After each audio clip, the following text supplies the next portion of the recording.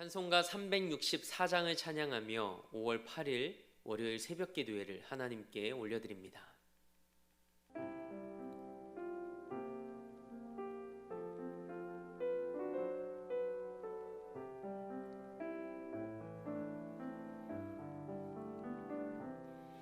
내 기도하는 그 시간 그때가 가장 즐겁다. 이 세상 근심 걱정에 얽매인 나를 부르사 내 진정 소원 주 앞에 낱낱이 바로 아뢰어 큰 불행 당해 슬플 때 나 위로받게 하시네. 내 기도하는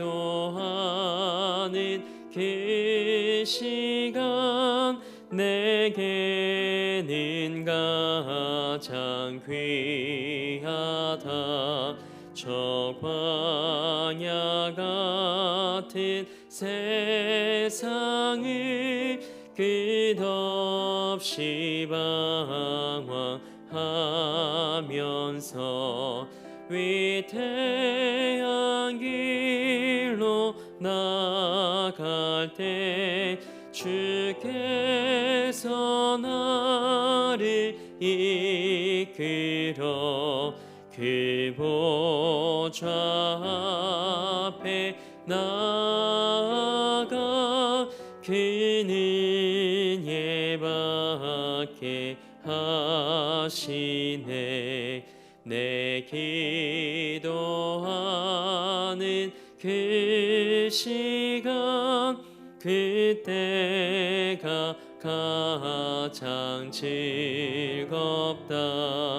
이때껏 지은 큰 죄로 내 마음 심히 아파도 참 마음으로 뉘우쳐 다 숨김없이 아뢰면 주 나를 위해 복 주사 새 은혜 부어 주시네. 내 기도하는 그 시간 그때가 가장 즐겁다. 주 세상에서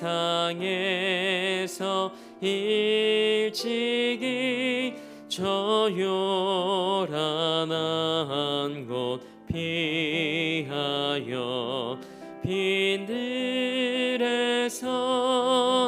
산에서 온 밤을 새워 지내사 주 예수 친히 기도로 큰 본을 보여 주셨네. 아멘. 사도신경으로 우리의 신앙을 고백합니다. 나는 전능하신 아버지 하나님, 천지의 창조주를 믿습니다. 나는 그의 유일하신 아들, 우리 주 예수 그리스도를 믿습니다. 그는 성령으로 잉태되어 동정녀 마리아에게서 나시고 본디오 빌라도에게 고난을 받아 십자가에 못 박혀 죽으시고 장사된 지 사흘 만에 죽은 자 가운데서 다시 살아나셨으며 하늘에 오르시어 전능하신 아버지 하나님 우편에 앉아 계시다가 거기로부터 살아있는 자와 죽은 자를 심판하러 오십니다. 나는 성령을 믿으며 거룩한 공교회와 성도의 교제와 죄를 용서받는 것과 몸의 부활과 영생을 믿습니다. 아멘. 찬송 540장 우리 힘차게 한 장 더 박수하며 하나님 앞에 영광 올려드립니다.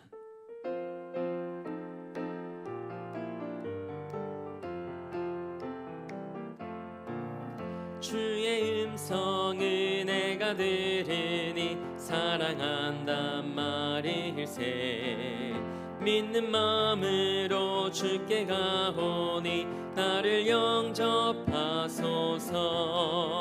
내가 매일 십자가 앞에 더 가까이 가오니 구세주의 흘린 보배 피로써 나를 정케 하소서. 주여 넓으신 은혜 베푸사 나를 받아주시고 나의 품은 뜻 주의 뜻같이 되게 하여 주소서. 내가 매일 십자가 앞에 더 가까이 가오니 구세주의 흘린 보배 피로써 나를 정케 하소서. 주의 보좌로 나아갈 때에 어찌하니 기쁠까. 주의 얼굴을 항상 배우니 더욱 친근합니다. 내가 매일 십자가 앞에 더 가까이 가오니 구세주의 흘린 보배 피로써 나를 정케 하소서.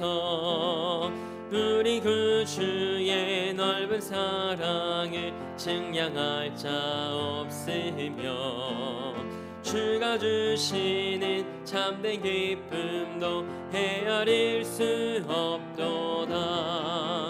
내가 매일 십자가 앞에 더 가까이 가오니 구세주의 흘린 보배 피로써 나를 정케 하소서.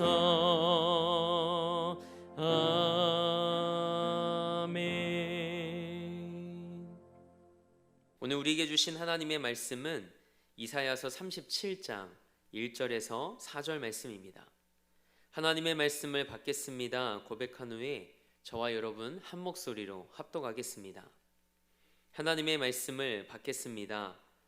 히스기야 왕이 듣고 자기의 옷을 찢고 굵은 베옷을 입고 여호와의 전으로 갔고 왕궁 맡은 자 엘리야김과 서기관 셈나와 제사장 중 어른들도 굵은 베옷을 입으니라.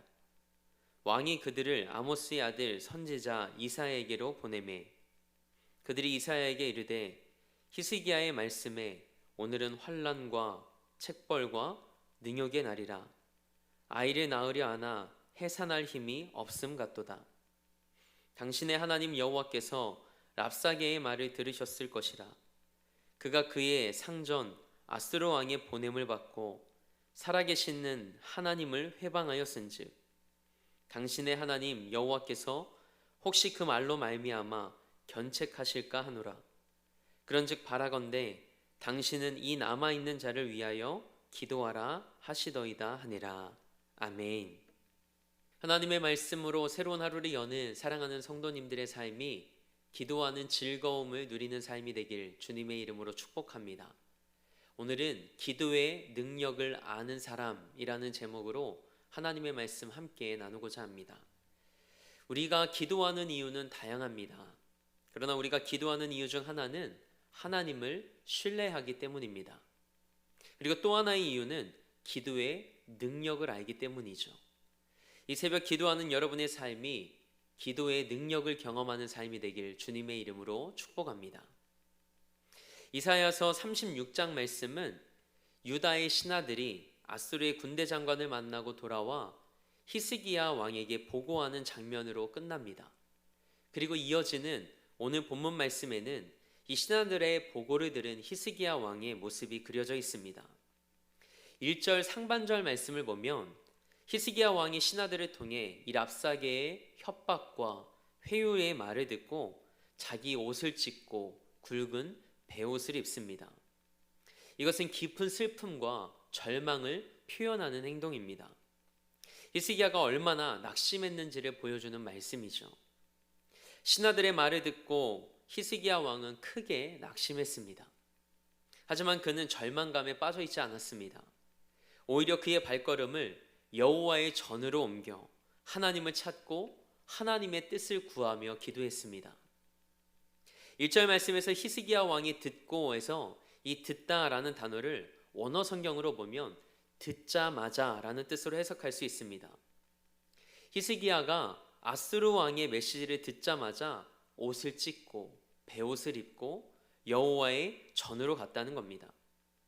히스기야는 이제 하나님께 나아가는 것을 삶의 최우선으로 삼습니다. 우리 삶에 위기가 찾아오고 어려움이 찾아올 때 우리의 모습이 이와 같길 원합니다.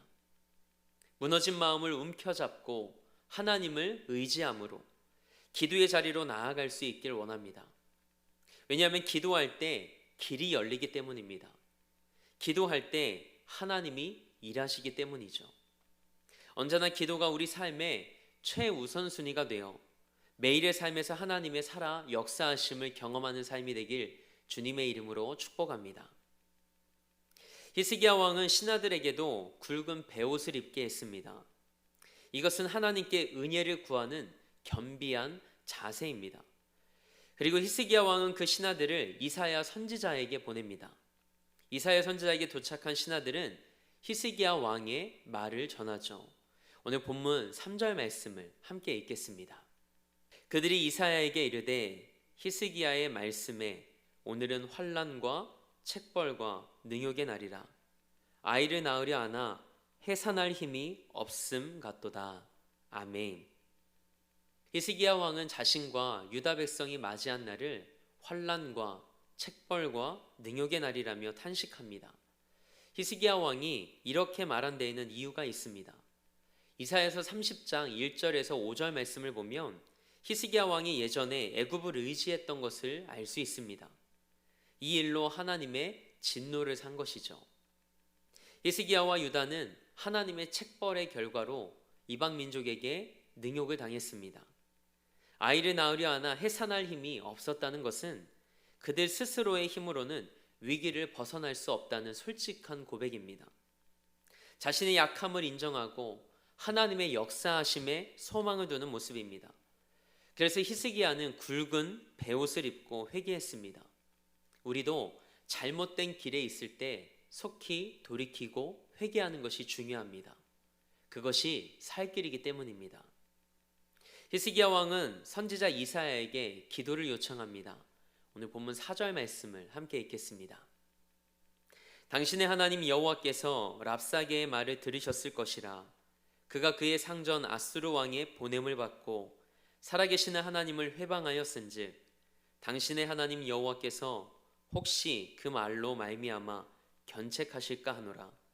그런즉 바라건대 당신은 이 남아있는 자를 위하여 기도하라 하시더이다 하니라. 아멘. 히스기야 왕은 랍사게의 불경스러운 말을 하나님께서 바로잡아 주시길 간구합니다. 그리고 남아있는 자를 위하여 기도해 달라고 이사야 선지자에게 요청하죠. 4절 말씀에서 남아있는 자는 포로로 잡혀가지 않는 자들을 말하는 것이 아닙니다. 하나님의 구원을 소망하며 예루살렘에 모인 소수의 백성을 가리키는 말입니다. 아수르가 이미 유다의 모든 견고한 성을 정복했고 예루살렘만 겨우 남은 상태였기 때문에 히스기야 왕은 예루살렘마저 아수르에 넘어가지 않도록 이사야 선지자에게 기도를 요청한 것이죠. 저는 믿음의 사람들에게 기도를 요청했다가 놀라운 하나님의 은혜를 경험한 적이 있습니다. 오래전에 어머님께서 병원에 긴급 이송된 적이 있었습니다. 뇌출혈 때문이었죠. 당시 수련 목회자로 사역을 하다가 연락을 받은 저는 어머니가 이송 중인 병원으로 가면서 하나님께 기도했습니다. 그런데 하나님께서 기도 중에 어머니를 위해 함께 기도할 기도의 동역자들을 생각나게 하셨습니다. 그래서 기도의 동역자들에게 긴급 기도 문자를 보냈습니다. 병원에 도착했지만 아무것도 할 수 없었던 저와 가족들은 그저 하나님께 기도할 뿐이었습니다. 그런데 순간 제 입에서 이런 고백이 흘러나왔습니다. 하나님, 저희 어머니 데려가셔도 저는 하나님 원망하지 않습니다. 하나님의 허락하심은 언제나 최선임을 알기 때문입니다. 그런데 어머니가 정말 사셔야 하는 이유가 있다면 하나님, 우리 어머니에게 한 번 더 기회를 주세요 라고 기도했습니다. 감사하게도 수술을 잘 마치셨습니다. 그러나 경과는 알 수 없는 상황이었죠. 회복하는 과정 속에 어머니가 섬기시던 교회의 성도님들과 제 주변의 많은 기도의 동역자들이 어머니를 위해 기도했습니다. 너무나도 감사한 것은 어머니께서 언어장애도 없으시고 또 신체 마비 증상도 없이 지금도 건강하게 일상의 삶을 살아가고 계시다는 겁니다. 하나님은 살아계십니다.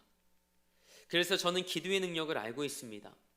그래서 성도님들이 기도를 요청하실 때 함께 기도하는 기쁨이 있습니다.